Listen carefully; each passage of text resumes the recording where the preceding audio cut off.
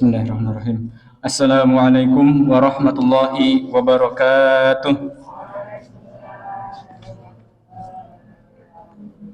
Alhamdulillahirabbil alamin. Puji dan syukur marilah kita sama-sama panjatkan kehadirat Allah Subhanahu wa taala yang mana telah memberi kita nikmat sehat, nikmat sempat, nikmat kuat, dan yang paling utama yaitu nikmat iman dan nikmat Islam sehingga kita bisa berkumpul di Masjid Al-Misbahu, masjid yang kita cintai ini. Salawat dan salam semoga dan selalu senantiasa tercurahkan kepada junjungan kita Habibana wa Nabiyana Muhammad sallallahu alaihi wasallam, kepada segenap keluarganya, para sahabatnya, dan mudah-mudahan kita selaku umatnya bisa meneladani akhlak beliau dari sejak kita bangun tidur sampai dengan kita tidur lagi, sampai dengan Allah memanggil kita. Amin ya rabbal alamin. Sehingga di yaumil qiyamah nanti kita termasuk umat dari Rasulullah yang mendapat syafaatnya. Amin ya rabbal alamin.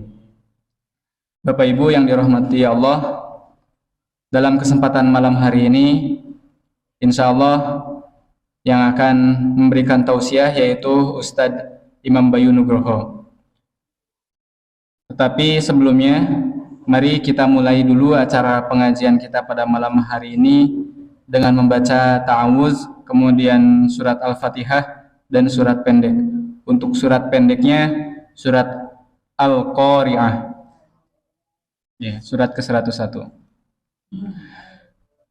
A'udzu billahi minasy syaithanir rajim. Bismillahirrahmanirrahim. Alhamdulillahi rabbil alamin. Ar-Rahmanir-Rahim.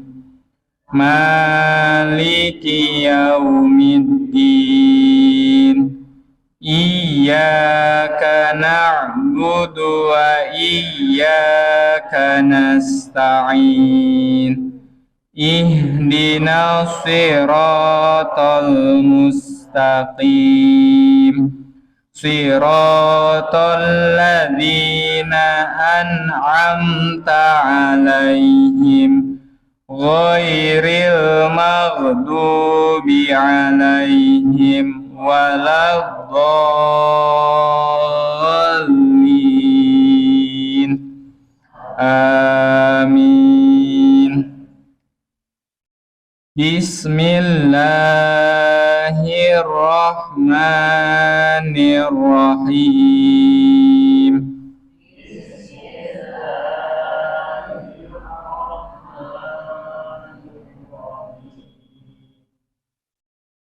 Al-Qari'ah. Mal-Qari'ah. Wa ma adraka mal-Qari'ah.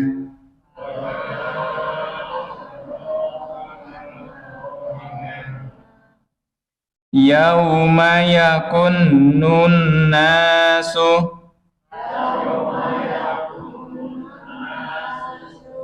kal farashil mabthuth.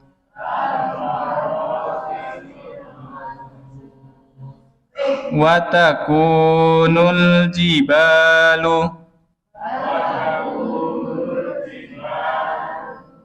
kal'ihnil manfush.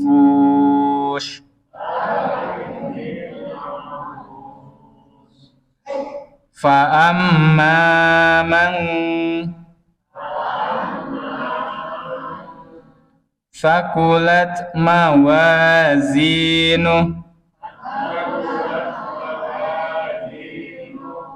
fahuwa fi 'ishatir radiyah.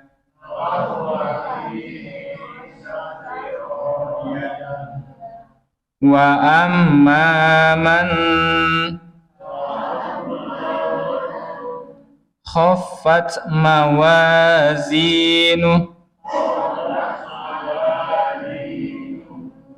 fa ummuhu hawiyah wa ma adraka ma hiya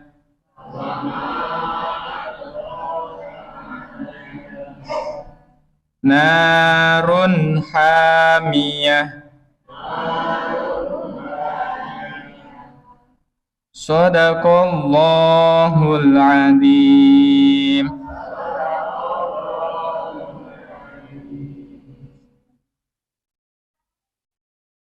Quran Surat Al-Qaryah Surat ke-101 Makiyah, terdiri dari 11 ayat. Dengan nama Allah yang Maha Pengasih lagi Maha Penyayang. Hari kiamat. Apakah hari kiamat itu? Dan tahukah kamu apakah hari kiamat itu? Pada hari itu manusia seperti laron yang berterbangan dan gunung-gunung seperti bulu yang dihambur-hamburkan. Maka adapun orang yang berat timbangan kebaikannya, maka dia berada dalam kehidupan yang memuaskan atau senang. Dan adapun orang yang ringan timbangan kebaikannya, maka tempat kembalinya adalah neraka hawiyah. Dan tahukah kamu apakah neraka hawiyah itu? Yaitu api yang sangat panas. Maha benar Allah atas segala firman-Nya. Bapak Ibu yang dirahmati Allah, Ustadz Bayu sudah rawuh nopo dereng bapak-bapak di atas? Belum ya? Ya mungkin beliau masih dalam perjalanan. Jadi ini mengingatkan kepada bapak-bapak, ibu-ibu yang dirahmati Allah bahwasanya untuk Ramadan kurang lebih tinggal 100 hari lagi, bahkan kurang ya, 99 hari lagi. Jadi tidak terasa waktu berlalu begitu cepat. Bahkan tak terasa ini sudah bulan Desember, sudah hampir habis tahun 2022, kita menyambut 2023. Mari kita memuhasabah diri, menghitung-hitung amal-amal kita, amal kebaikan kita sebanyak apa yang telah kita lakukan, dan mari menghisab diri kita, mungkin banyak dosa, banyak khilaf dan lain sebagainya yang telah kita lakukan pula, dan mari kita banyak-banyak beristighfar, karena boleh jadi dengan banyaknya dosa kita sehingga banyak problematika dalam kehidupan kita. Jadi bukan karena kita tak lelah berhenti berdoa gitu, tetapi belum juga Allah mengabulkan doa kita, bisa jadi karena banyak-banyaknya dosa kita yang belum Allah hapuskan, sehingga Allah ingin kita terus berdoa, berupaya dan lain sebagainya agar kita suci dulu, baru setelah itu kita meningkat ke yang lainnya. Dan tak terasa pula bulan Ramadan itu kan tinggal sebentar lagi. Jadi alangkah baiknya jika kita memiliki persiapan-persiapan khusus untuk menyambut bulan Ramadan tersebut, yang mana waktu yang telah kita lalui itu berarti kan sudah 265 hari. Ya, itu sudah 2/3 jalan. Itu sudah kita lalui, tak terasa. Jadi yang sepertiga jalan ini, 99 hari lagi, ini jauh akan lebih cepat daripada yang telah kita lalui ke belakang. Seperti itu. Maka dari itu, mumpung masih ada waktu 99 hari lagi, bagi yang mungkin belum bisa baca Quran, mari kita belajar lagi baca Quran. Bagi yang sudah bisa baca Quran, mari tetap kita pegang Qurannya, kita buka Qurannya, kemudian kita baca, Mudah-mudahan kita bisa menghatamkannya ya insya Allah Ramadan sebelum Ramadan tiba. Ya paling tidak kalau yang udah terbiasa berarti kan 99 hari, sehari ya sepertiga juz, paling tiga, tiga halaman lebih, 4 halaman lah insya Allah nyampe. Itu pun kalau dari surat Al-Fatihah gitu. Tetapi kalau misalkan sudah pertengahan Quran dari juz 15 atau juz berapa gitu, insya Allah kekejar, bisa hatam lagi sebelum kita Ramadan seperti itu. Dan kenapa kita perlu berlama-lama berdekat-dekat dengan Quran? Karena dengan kita dekat dengan Al-Quran, insya Allah kita selalu akan terpaut hatinya juga kepada Allah gitu, sehingga kita merasa terus diawasi, kita punya jatah untuk baca Quran belum selesai gitu. Jadi sebelum sholat mungkin baca, atau setelah sholat juga baca dan lain sebagainya, sehingga segala perbuatan kita pada hari tersebut juga akan terpelihara, akan terus termonitor. Bahkan ketika kita bisa dalam tanda petik ya, menyedekahkan waktu kita atau mengkhususkan waktu kita untuk baca Quran, insya Allah juga keberkahan waktu dari hari kita tersebut akan lebih terasa. Meskipun padat kegiatannya, meskipun agendanya banyak, insya Allah ketika diawali dengan berpagi hari membaca Quran, insya Allah jauh akan lebih baik jika kita hari tersebut tanpa membaca Al-Quran. Seperti itu juga. Di samping itu, untuk menyambut Ramadan, ya kita diupayakan juga ada amalan-amalan khusus lainnya. Misalkan dengan membaca buku-buku agama atau tausiah, mendengarkan tausiah dari ustadz dan lain sebagainya, sehingga kita pun ilmu kita akan bertambah, yang mana akan menambah keinginan kita untuk lebih banyak beramal soleh dan berbuat baik itu terhadap sesama kita, juga terhadap amal ibadah kita yang lainnya. Alhamdulillah di tengah-tengah kita telah hadir Ustadz Imam Bayu Nugroho. Untuk yang selanjutnya, tausiah, ceramah dan lain sebagainya akan disampaikan oleh Ustadz Imam Bayu. Itu saja yang bisa kami sampaikan. Terima kasih atas perhatiannya. Kurang dan lebihnya kami mohon maaf. Kepada Ustadz Imam Bayu Nugroho, waktu dan tempat kami sediakan dan kami ucapkan terima kasih. Wassalamualaikum warahmatullahi wabarakatuh. Assalamualaikum warahmatullahi wabarakatuh.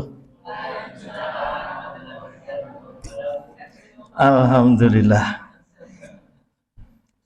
Ini Ming Kidul kono. Sampai ke sini naik motor. Serasa saya lari nih. Yeah. Alhamdulillahirabbil alamin. Allahumma shalli ala Muhammad wa ala alihi wa ashabihi ajmain. Bapak-bapak, Ibu yang dirahmati Allah. Alhamdulillah malam hari ini kita bisa silaturahmi. Nyuwun pangapunten, saya itu mbayangke ba'da isya. Setiap pengajian itu kalau malam rata-rata ba'da isya, dan saya tidak dikasih jam itu, malam Jumat gitu, insya Allah ya. Ditelepon Mas Irwan, saiki, wah biasanya pengajian bar maghribi tahlilan ya. Ya, alhamdulillah. Yang mamunten.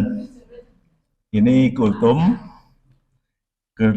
isaknya jam 7:05. Lumayan, kuliah 17 menit. Ibu yang dirahmati Allah, apapun mari kita syukuri kepada Allah Subhanahu wa taala. Mudah-mudahan pengajian kita diberkahi Allah, yang namanya pengajian itu adalah menambah ilmu, sama-sama bermuhasabah, menambah ilmu. Kata Nabi, thalabul ilmi minal mahdi ilal lahdi, cari ilmu mulai dari buayan, dari kecil sampai liang lahat, sampai batas usia.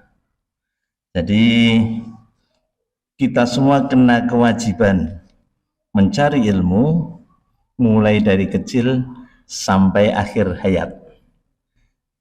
Ini bagian pengajian ini juga dalam rangka thalabul ilmi, baik ilmu dunia maupun akhirat. Menuntut ilmu itu wajib hukumnya. Thalabul ilmi wajib bagi muslim laki-laki dan muslim perempuan. Apa target thalabul ilmi itu? Adalah menambah pemahaman kita, menambah wawasan, menjadikan kita cerdas. Rasulullah pernah menanyakan, siapakah mukmin yang utama? Jawab Nabi, dijelaskan oleh Nabi, yang paling baik akhlaknya. Ditanya oleh Nabi lagi, siapakah mukmin yang cerdas itu? Orang yang sekolah tinggi, lalu semuanya sekolah tinggi, titelnya banyak. Ternyata bukan. Orang yang cerdas itu, kata Nabi, orang yang paling banyak mengingat tentang mati dan ia mempersiapkan kematiannya dengan sebaik-baiknya. Kenapa dia cerdas? Karena dia investasi jangka panjang. Selalu ingat mati, menjaga dirinya untuk persiapan menghadapi kematian dengan sebaik-baiknya. Itu orang yang cerdas. Jadi setiap kesempatan marilah kita mencerdaskan kita semuanya dengan cara mengingat kematian dan mempersiapkan dengan sebaik-baiknya. Wonten sing tasih ajrih terhadap kematian. Wedi mati mboten, Bu? Tenane.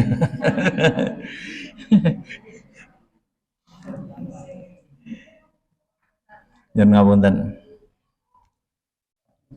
Kalih hidup kita, panjenengan menguasai hidup kita napa mboten? Sama saja, kita tidak menguasai kematian dan kita juga tidak menguasai kehidupan kita. Nek panjenengan menguasai, tilem niku sampean ngerti. Aku pas turu, rohku kuwi dolan-dolan yang diwaya. Tidak ada yang tahu. Jadi mari kita menghadapi kematian seberani kita menghadapi kehidupan. Kenapa? Sama-sama kita tidak menguasai kematian dan kehidupan. Wani urip, wani mati. Wani mati, wani urip. Yang penting kita menjadi orang yang cerdas, mempersiapkan dengan sebaik-baiknya. Untuk mengingat itu, kami ingin menanyakan nih. Panjenengan pun gesang pinten tahun, Bu? Nek 70 sing boten katut nggih kathah. Nggih rata-rata 50 ke atas. Kalau saya kategori 40 ke atas, Mas Eron Mbak Isti 50-an lah. Kurang lebih. Nah, kita sudah hidup 50 tahun, 60 tahun ingkang kepungkur. Saat ini kalau mau tanya kepada saya dan panjenengan semua, pun saya ketahuan, pun cerita onten 70, kula ajeng tanglet, panjenengan kepingine pinten tahun melih. Pun ini mboten dianu lho niki, mboten dipepetke sithik, pun panjenengan pengen pinten tahun melih. Sing 70 tahun kersa 50 tahun melih. atos-atos nek nonton donga mugi-mugi umur panjenengan panjang, ampun mantep-mantep Bu, dipanjangke sampai 150 tahun mumet gitu. Wis ra iso ngopo-ngopo, ketap-ketip, wah koncoku wis entek dan lain sebagainya. Oke. Pun niki kira-kira mawon. Nek kita 50 tahun, 60 tahun, pinginnya pinten tahun boleh? 20 tahun lagi? Sik, Pak. 20 tahun ki ya cepet. Pemilu ping papat ini. 30 tahun cukup dereng. Kira-kira. Ini pun 80 tahun loh, pun lumayan ya. Kira-kira nggih samantanan lah Pak, kira-kira. 80 lebih dikit atau sekitar itu. Kalau toh kita pengen 30 tahun lagi, panjenengan pun gesang pinten tahun, 50 70 tahun. Niku rasanya cepet mboten? Cepet. Napa melih ming 30 tahun. Pun niki pun hitung-hitungan nih. Mohon maaf, laron keluar dari sarangnya, terbang beberapa menit, disambar seriti, selesai hidup laron. Tanaman patani sampai panen padi itu menguning, panen, kering, habis periode padi. Kita juga demikian. Periode hidup manusia akan terbatas, maka kita harus cerdas. Bu, panjenengan nek kagungan ember standar nggih. Ampun ember gede, cilik. Ember standar. Kemudian panjenengan punya bola tenis, bola kelereng sama pasir. Panjenengan pengen beto semuanya. Aku pengen gawa bal tenis, pengen gawa kelereng, rung gawa pasir. Sing dilebokke napa riyen, Bu? Teng ember niku sing dilebokke napa riyen? Pasir. Mungkin nek pun kebak saged nglebokke bal tenis kalih kelereng. Mboten saged pun kebak pasir. Sing dilebokke riyen niku bal tenis riyen. Bar niku kelereng, Bu. Soalnya kelereng bisa masuk di sela-sela bola tenis. Nggih to? Dikopiok ngoten, golek dalane dhewe di antara celah-celah bola tenis. Sing terakhir pasir. Pasir masukkan masih bisa masuk di sela-sela di antara keduanya. Akhirnya kita bisa bawa ketiga-tiganya. Artinya apa? Pilihan prioritas yang kita lakukan itu sangat menentukan. Nek kleru menentukan, kados niki wau, pasir dhisik, kebak, kelereng dan bola tenis nggak bisa masuk. Tetapi kalau kita tepat memilihnya, maka bisa masuk semua. Makanya penting prioritas mana yang kita dahulukan itu dalam kehidupan kita. Karena apa? Waktu kita itu terbatas. Kita itu ora dijarki Gusti Allah, sampai namu soalnya uripmu sak lawase. Kita terbatas waktunya. Maghrib dan Isya itu sangat pendek. Pilihan hidup itu sangat banyak. Nek nonton sinetron sego setengah 6 nganti jam 8 itu didahulukan nonton sinetron, maka maghrib Isyanya ora iso katut. Tapi nek sholatnya didahulukan, sholat dulu hanya 5-10 menit, engko iso nonton sinetron, engko iso cuci piring dan lain sebagainya. Kalau uang kita terbatas, pasti ada godaan-godaan. Iki tak nggo jajan-jajan sik, apa tak nggo bayar sekolah anake.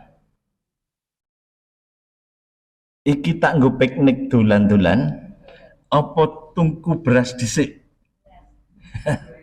Mana yang pokok itu dahulukan. Nek tuku beras ming sithik iso-iso dolan dan lain sebagainya. Maka hidup kita yang terbatas ini mari kita pintar-pintar memilih mana yang utama dan mana yang kebutuhan berikutnya. Kita harus bisa memilih. Nek waktu naming banyak terbuang untuk nonton televisi, nonton dolanan HP dan lain sebagainya, maka hal-hal penting yang buat kita jadikan bekal bisa menjadi tidak bisa kita laksanakan. Yang dirahmati Allah, menguasai diri itu susah. Wayai sinetron lagi api-api mau menghentikan untuk sholat itu berat. Leres mboten? Orang yang sukses kebanyakan orang yang mampu memanajemen dirinya dengan sebaik-baiknya. Iki wayai mangkat sekolah mangkat, wayai belajar belajar. Itu mendisiplinkan diri itu yang susah. Maka prioritas utama kita tentang sholat ini, misalnya, mari benar-benar kita utamakan. Karena apa? Di dalam sholat itu ada manajemen diri.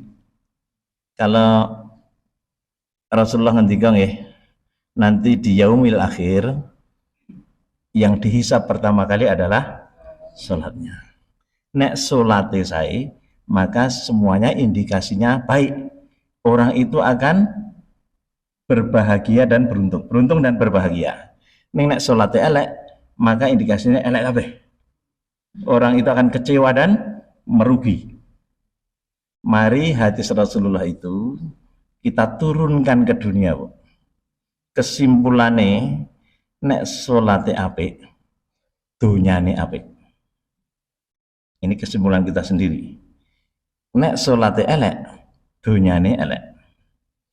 Kalau kita ingin memperbaiki dunia maupun akhirat kita, pertama kali yang perlu kita perbaiki adalah sholat kita. Nek isih ruwet, koreksi sholatnya. Karena sholat itu akan mendatangkan pertolongan dari Allah Subhanahu wa taala. Banyak menyampaikan wasta'inu bisabri wassalah. Jadikanlah sabar dan sholat sebagai penolongmu. Nggih, niku pernah kita bahas. Ibu-ibu, bapak-bapak yang dirahmati Allah, maka sholat ini mari kita utamakan dalam hidup kita.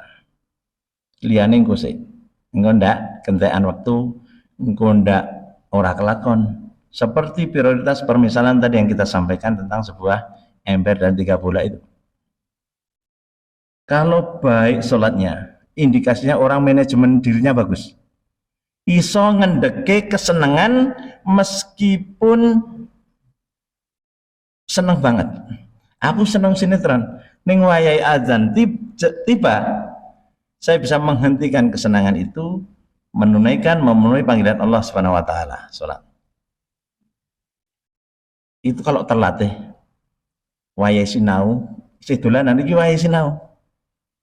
Ketika sholatnya baik, maka dia mampu menghentikan kesenangan itu untuk sesuatu yang lebih baik. Aku seneng iki. Dodolan badine akeh. Pemeneh nek iki timbangane tak jikuk sidik-sidik. Mungkin badine saya akeh. Seneng kenapa mboten entuk badhe akeh. Seneng. Tapi kita bisa menghentikan kesenangan itu karena itu tidak baik di mata Allah Subhanahu wa taala. Dirahmati Allah, sehingga mudah-mudahan dengan kita bisa memanajemen diri ini, disiplin waktu, disiplin kebersihan dan lain sebagainya yang ada hikmah-hikmah di balik salat itu, sehingga menjadikan kita bisa sukses hidup di dunia maupun di akhirat. Ini yang kita didik kepada anak-anak kita. Tanpa kompromi kalau salat itu. Ya meskipun susah. Anak saya itu juga susah. Pokoknya wae sholat titik, orang alasan. Mari itu kita disiplinkan. Wae atus orang alasan. Karena apa? Anak kita akan menghadapi situasi yang berat di masa yang akan datang dengan banyak godaan. Ibu-ibu jamaah sekalian, bapak-bapak, kemudian yang perlu kita isikan dalam diri kita masing-masing, setelah kepentingan-kepentingan bisa kita prioritaskan, maka mari kita menjadi orang yang mukhlis. Mukhlis niku napa, Bu? Mukhlis niku napa? Adine mukhlas. Mukhlis itu adalah orang-orang yang ikhlas. Yeah. Qul inna sholati wa nusuki wa mahyaya wa mamati lillahi rabbil alamin. Ikhlas itu bahwa semua aktivitas hidup kita, kehidupan kita, sholat kita, ibadah kita, semuanya karena Allah Subhanahu wa taala. Nyun pangapunten, prioritas hidup sudah kita tentukan. Mari kita siapkan pula dengan lambaran keikhlasan, menjadi orang yang mukhlis. Mukhlis niku ikhlas. Orang bisa ngomong, tenan iki aku ikhlas iki. Ikhlas tenan. Ada karo nesu-nesu. Ya, itu namanya malah tidak ikhlas itu. Ciri-ciri orang yang ikhlas itu adalah berbuat hanya karena Allah Subhanahu wa taala. Kalau dipuji orang, dia tidak melambung kegeeran. Karena apa? Niatku orang golek ujian, tetapi karena ingin mendapatkan ridha Allah Subhanahu wa taala. Nek ana wong ngece, ana wong maido, ana wong nyek, tidak membuat kita patah semangat. Karena apa? Apa yang kita lakukan itu karena Allah Subhanahu wa taala. Kalau sudah berbuat baik tidak diakui orang, itu tetap kita tidak terpengaruh. Karena apa? Perbuatan baik kita sudah dicatat oleh Allah Subhanahu wa taala. Nek salat ning masjid pakaiane rapi, resik, sopan, pakaian yang terbaik. Ning nek salat dhewe ning omah ming kaosan, ming dasteran, sak kecekele, ngopo ora ana wong weruh. Itu artinya apa? Ibadah kita masih terpengaruh dengan pendapat orang. Ben dilem wong, nek salat ning masjid suwene ora jamak. Salat sunah suwene ora jamak. Ning nek salat ning omah cepete ora jamak. Mbak, mboten sah ngelirik-ngelirik ibu iki. Bu Isti dilirik putrinya. Kenangan.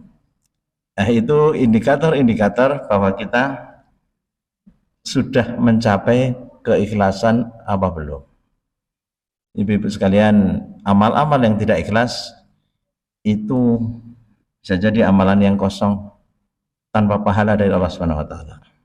Dalam kehidupan yang terbatas ini, mari kita tingkatkan kualitas amal ibadah kita agar benar-benar bisa menjadikan kita bekal kita di akhirat kelak. Sebuah hal yang harus kita koreksi bagi kita bersama. Sudahkah kita mencapai cita-cita kita? Pripun, Bu? Panjenengan sudah tercapai belum cita-citanya? Waktu kecil punya cita-cita mboten? Punya. Keinginan kita, apakah sudah tercapai atau belum? Nek dereng, mari kita capai cita-cita kita itu karena periode ini selantek. Gitu, dua cita-cita itu ya harus di. Kalau saya mau ke alun-alun, kalau dari Tugu, melakukannya pun Bu, ngidul sampai alun-alun itu jalan terus, orang untuk minggak-minggak. Nek pengen yang alun-alun tekane Malioboro kesenengan oke barang api ini gini. Iki nang kene iki wah tokone apik-apik panganane akeh kesenengan nang Malioboro. Nek ra dilingi kuwi nang ndi? Oh iya aku nang alun-alun e. Ora sida tekan alun-alun. Bu, janjane nganut napa mboten? Ngertos mboten toh cita-cita kita itu apa sih? Napa? Apakah pun urip niku mengalir mawon kayak air, kemana ia bergerak kita mengikuti arus air. Niku leres mboten? Mboten pati leres, Bu. Hidup itu jangan ikut air mengalir. Karena yang ikut air mengalir hanya si kuning berlayar. Hanya sampah, daun sampah, kayu, ngikut kemana air mengalir. Kita hidup itu kalau bisa seperti ikan, melawan arus air. Ada batu, menggok. Wah, ada halangan, dia menggok, cari makan, bergerak dengan gesit ke sana kemari. Jadi ampun melu-melu sing punya moto hidup seperti air mengalir nggih. Karena si kuning berlayar itu nanti. Nggih. Apa iki?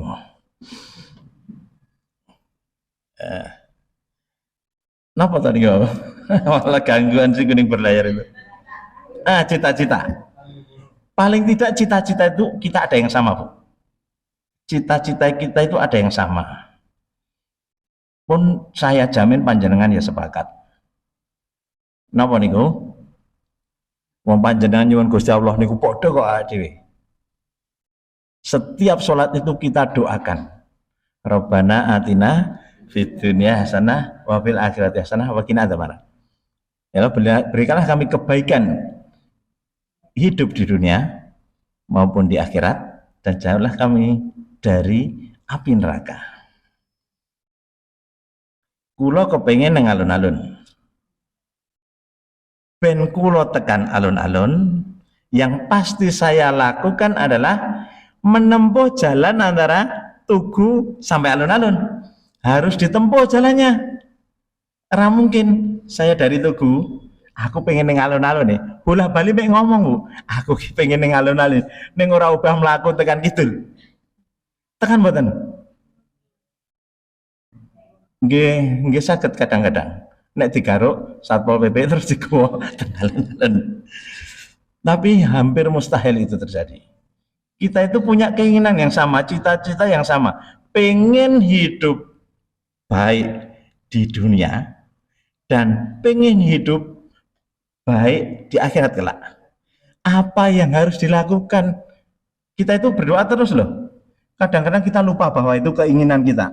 Mengwaton berdoa, ya Allah berilah kami kebaikan dunia dan akhirat.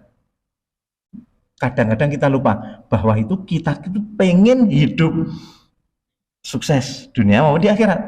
Mengdongo ning lali bahwa itu keinginan kita. Sekarang kita rubah, kita barengi dengan itu keinginan. Ya Allah, saya punya keinginan hidup baik dunia dan hidup baik di akhirat. Terus berdoa. Ya, jangan berdoa kosong tanpa harapan kepada Allah SWT. Terus nopo? Sing pas dilakukan, tempuh jalannya. Pengen baik hidup di dunia, tempuh jalannya. Kerja keras, kreatif, bekali dengan ilmu, tidak patah semangat, dan seterusnya. Mari itu kita sampaikan kepada anak-anak kita. Pengen sukses dunia, ya tempuh jalannya. Pengen sukses akhirat, tempuh pula jalannya. Amal ibadah sebanyak-banyaknya. Seperti petani ini kalau Bu. Aku sok pengen panen raya. Iki musimnya tandur, tak nandur sak api-api, sak ake-ake, harapanku nanti panen raya. Maka ada istilah siapa menanam akan mengetam. Itu sunatullah, Bu.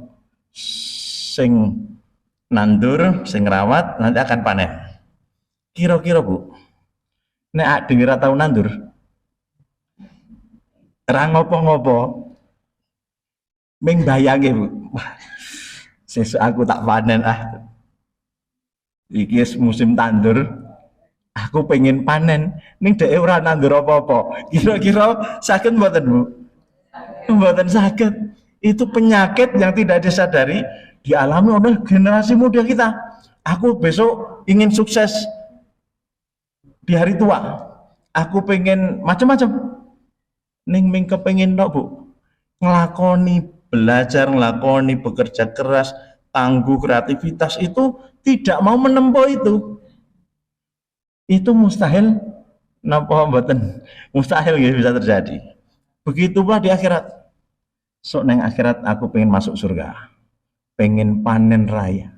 Ning dunyo ming rencana. Aku sok tak ngamal ora kelakon, sok aku tak sholat tertib ora kelakon, sok aku tak one day one juz, 1 hari 1 lembar ngaji Quran. Cuman kok kan rencana ora kelakon, tiba-tiba dunyane kukut.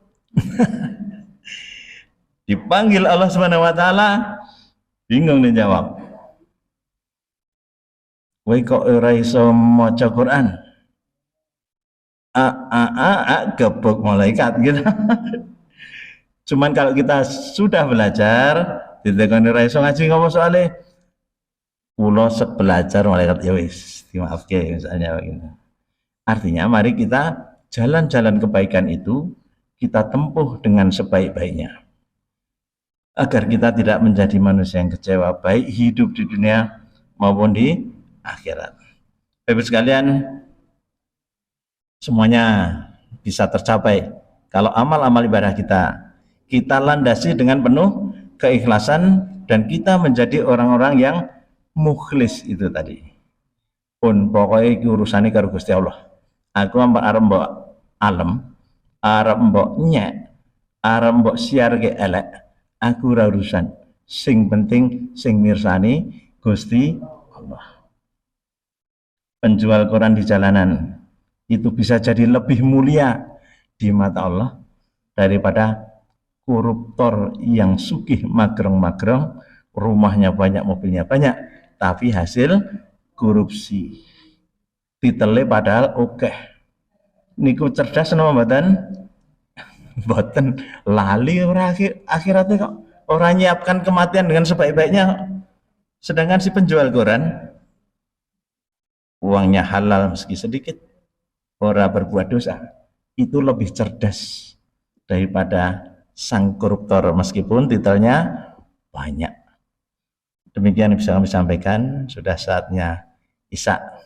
Sekali lagi mohon maaf yang sebesar-besarnya karena insiden saya lupa. Saya kira habis Isya ya, mudah-mudahan ya, saya belum pernah kita ngisi bar maghrib gini kayaknya. Belum pernah. Sudah ya? Nah, sudah terus ya dan faktor usia. Saya masih 40 lebih sedikit. Enggak ya, dereng mengkari kurang-kurang sasi. Nggih, kurang lebihnya mohon maaf. Assalamualaikum warahmatullahi wabarakatuh.